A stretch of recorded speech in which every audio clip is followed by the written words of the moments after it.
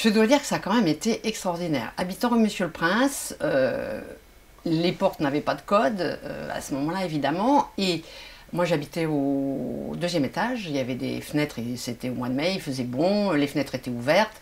Et quand il y a eu des manifestations qui ont commencé à vraiment dégénérer, énormément de gens, de jeunes donc, montaient, rentraient dans l'immeuble et montaient, on leur disait venez ici. Je me souviens aussi qu'il y avait tous ces cartes de flics, de CRS le long du boulevard Saint-Michel.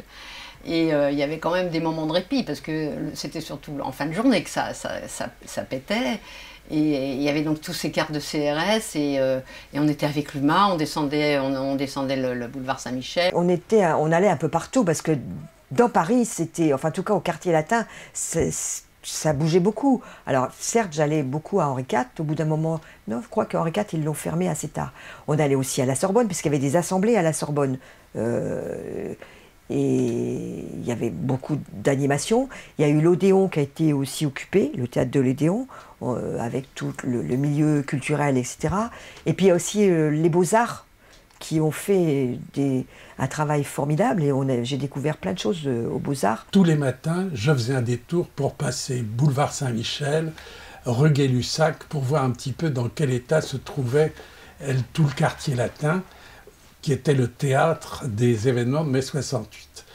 Je dois dire que certains matins, c'était quand même très abîmé, en particulier la rue Gay-Lussac. Il y a eu une légèreté, je me souviens d'être dans la rue Monsieur le Prince où il n'y avait plus une bagnole, plus personne ne circulait, et entre deux manifs, on se baladait dans ces rues au moins du quartier latin, encore une fois je ne peux pas dire partout, mais là, et c'était, on se réappropriait un peu les rues de la ville, on se parlait, tout le monde parlait à tout le monde, voilà, il y a eu moi je trouve, on parle de liberté, mais surtout une légèreté, quoi. Tout à coup c'était, il n'y avait plus de frontières, de clivages, et quand on avait envie de s'engueuler, on s'engueulait, quand on avait envie de faire des trucs, voilà, et ça a été, c'est vrai que ça a été des moments joyeux.